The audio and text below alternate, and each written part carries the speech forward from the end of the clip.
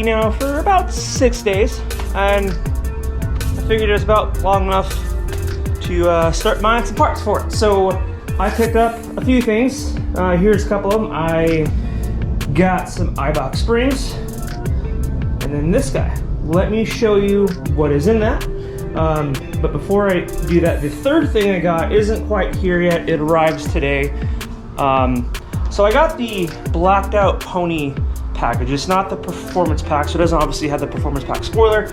But this spoiler, it's gotta go. So I picked up and ordered a spoiler, which should be here this afternoon. I'm gonna install that next week because it does require a little bit of drilling, and I don't trust myself to drill holes in a truck. So I'm gonna actually take this in to a shop to have them install the spoiler in case I screw up. I don't want it to be on me. So that'll be coming next week. But let's unbox what's in here. Let me show you what I got inside the garage box. So factory GTs aren't quite loud enough. It sounds like a V8, but it's not enough. So I went up and I picked up a Roush X-Pipe. I went with X-Pipe instead of H-Pipe because James has the H-Pipe. It sounds good, but I don't want to sound exactly like James.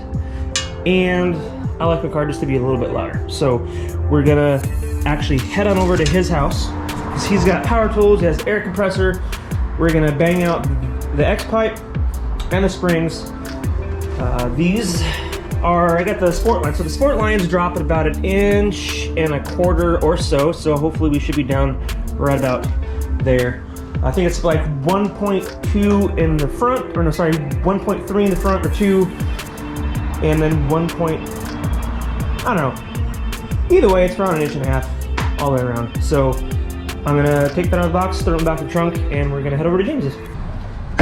Okay, so I'm over here at James's house because he's got the air compressor and all the tools and stuff. So we are probably gonna do the front springs first. Right after we drop the exhaust, we're gonna drop the exhaust and let it cool off because I just got here. It's probably a little bit hot, so we're gonna drop the exhaust, let that cool before we hack and cut anything, and then do the front springs and then the rears, because on James's car here, if you saw the video I did, and I'll put a card for that here, his rears were kind of a pain in the ass. So hopefully we don't run into that same issue. All right, so we're here under the hood. So as you know, the 22s have reduced horsepower. Yeah. So what they did, they added this extra carbon filter here to help with emissions, I guess, and whatnot. And from everything I've seen, Italian Stallion 410, Jake, if you're watching this, you did a video showing this exact same thing where they took that air filter out, and that's what they did to help reduce the power. So maybe we should pull that out, you think? Yeah. Just unsnap it, and that's it's an Allen wrench, right? Yeah. No, those are plastic rivets. Well, we might be able to just snap that out. Yeah. If not, we can just yank it real hard. Let's just let me get a flathead screwdriver. Yeah. Okay, so we I know that was, so is that gonna, so basically by taking that out, hopefully that'll free up some extra horsepower and get some free horsepower out of the deal. Yeah. All right, so this little cover, just snap it off. Yeah. Not that hard at all. Yeah, it's just kind of melted in place. Yeah. Right there. Just snap it out. Just popped it out. Just pop this guy out. And then boom. Bam. Now it's exactly like his 2020. Now he's at 460. Now I'm at 460. Like boom. A man. Oh, and you already cut yourself from my car. Look at that. So that's what they do on the 22s and 23s. If anyone is wondering, just pops right out. So when we did the spring install in his car, we didn't mention sizes. So if anyone that has a S550 and they're taking off to do springs, this is a size 21. So we didn't mention before it's a size 21 for that. So we'll try our best to mention socket sizes in this. Yeah, we did a bad job with that. So Okay, and then so to remove this on that side, that's a size 21. We're gonna use this, and they said that's a size 24? Yes.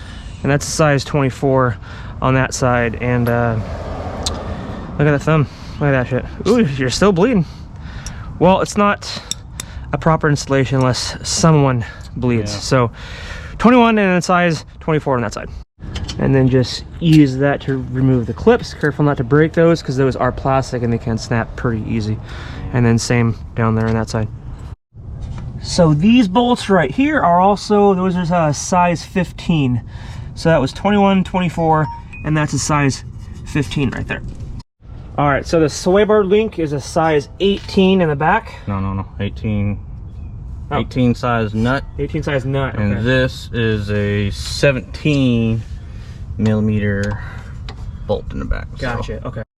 Okay, so everything is undone here. So these are size 15. So after everything is unbolted there, these are just a size 15. So just unbolt that, and it'll just drop right out. Until you drop it, just leave at least one of these on here so it doesn't drop all the way down. Click. Boom. There you go. Grab it. Yeah. All right, we got the driver's side all put back together. So we got driver's side done. We're gonna put this one up. And then obviously, just to repeat the whole process on the other side. We have these really basic ass spring compressors. I know there's better options to go with, but this is what we had. If you guys have a different kind of spring compressor, I recommend it. This one, just a pain in the ass. All right, so quick update. We got the fronts all taken care of. It actually sits lower, but since we got the car jacked up on the rear, it comes at about right there. So there's no gap at all whatsoever. So both sides are done. We're gonna do the rears, and then after that we're gonna bust out and drop the exhaust and then cut. If we had a lift, we could just cut without dropping the mufflers, but it's just easier since we don't have that. We just have a jack to just drop the exhaust, pull it out, and cut it just like we did on James's car there. So we're gonna take off the tires and do the rear springs, and then we'll do the X-pipe last. Okay, so to remove the rear spring on these S550s, you need to undo these, and underneath here there are two 13s, and then this one right here is a 21, and then this is also a 21 also as well. So we're just gonna undo that so we can just pry that out, and that should just drop right out, and then just slide right in. All right, so front and rears are done. It's gonna settle, but man, that looks good. I got no space up front whatsoever. And it's gonna, after it settles for like a day or two, it's gonna drop even more. So, now I went with the Sport lines because it's more of an aggressive drop than the Pro Kit, and they're the same price as the Pro Kit. So I was like, might as well go with the Sport lines. That's what I had on the GT500. And I think it looks good. So all that's done. I'm gonna do a quick sound clip before we do the X-pipe. So we'll do, like, you know, the obligatory before and after sound of the stock suitcase is what they call it, and the Roush X-pipe. So we'll do that here next.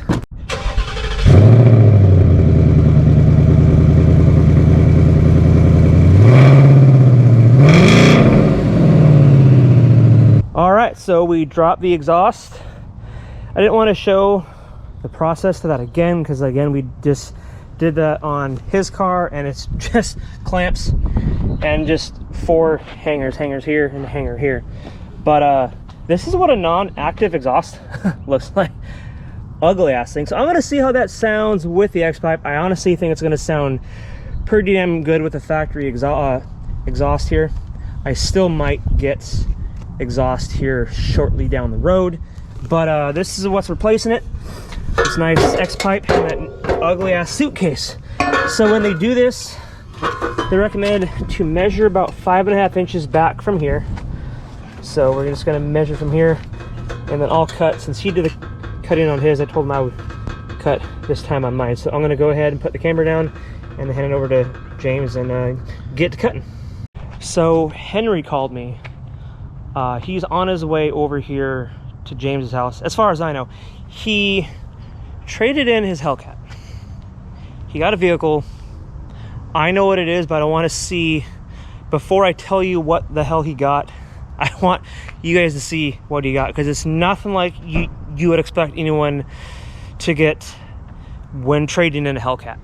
It's the exact polar opposite that someone would trade in a Hellcat for. So from what I understood, he texted me and said he's gonna give this thing a bath and then head over here. So in the meantime, I'm gonna start cutting the exhaust, and if Henry shows up, you guys just have to see what he traded his Hellcat in for. It's crazy.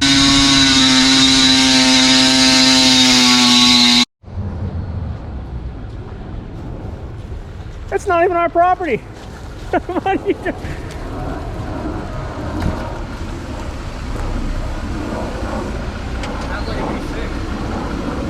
So this is what you trade a Hellcat for. An apocalyptic Jeep. What up, boys? Not a Mustang, I know. Is this worth trading a Hellcat for? I don't know. I went to the off-road, did some off-road today. It was pretty fun. So where'd you go? Bridgepoint. Okay. What do you think? Is it Rhino Line? Look at this, man. Yeah. Damn. Some massive. Dude. How do those tires ride on the street, like on the highway? Are the tires loud? Yeah, it is. You can hear it. You have a especially winch? with the top. Dude, this thing is built, man. You don't need anything else. It's the straight line 6, right? Or the inline 6? Yeah. 6. My goodness. Henry, what were you thinking? Dude, It's plush. 1100 horsepower Mustang. Yeah, so Henry here had the chance to buy a 980 horsepower Wheels horsepower. to the wheels with a Whipple supercharged Gen 3 Coyote, and for whatever reason he decided to go with Rambo's I decided Jeep. because the car was throwing the check engine lights on. I actually told him not to get it because of the check engine light, and you just don't know how the car was handled and treated. It was 2018 with the 10,000 miles on it. Yeah, it's a 2018, so it's the first year of the Gen 3 Coyote. This is brand new, 2022. This is nice. 1,400 miles when I got it. So it's essentially brand new. It is brand new, yeah. Anyway, I just had to share, so no more Hellcat, no more 60-year-olds. So I got rid of the GT500 for this, but at least I kept it with the Mustang. He went completely off the board. This thing is sick, man. Look and at got it. Rambo's Jeep.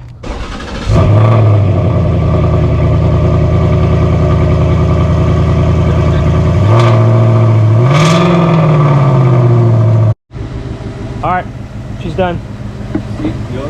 Definitely need to get the alignment done, especially on the front, because the camber, that's pretty bad. But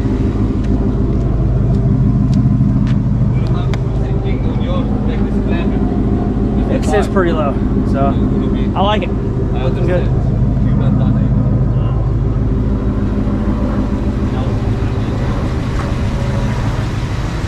Now we just hope I clear my driveway. All right, well, that one's gonna wrap this up and close this one out. I haven't taken it on the road yet to see how it's gonna handle, but I'm pretty sure it's gonna be fine with like hitting bumps and stuff like that. It's gonna settle a little bit, but not too much. It does need an alignment, like I said, in the front. I'm gonna get that done tomorrow. Hopefully, I'm doing the tint all the way around, and then I'm gonna schedule the appointment to do the spoiler.